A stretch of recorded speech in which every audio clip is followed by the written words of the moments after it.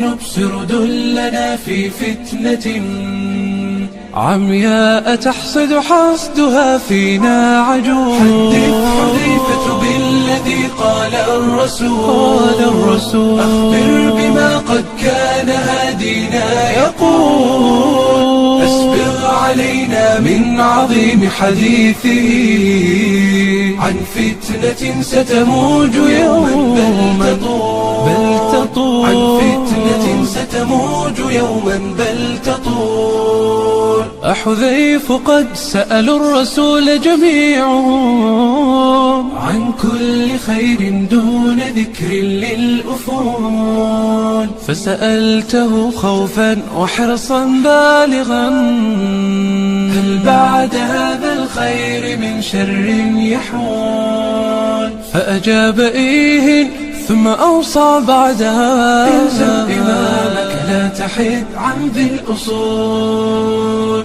إلزم إمامك لا تحد عن ذي الأصول.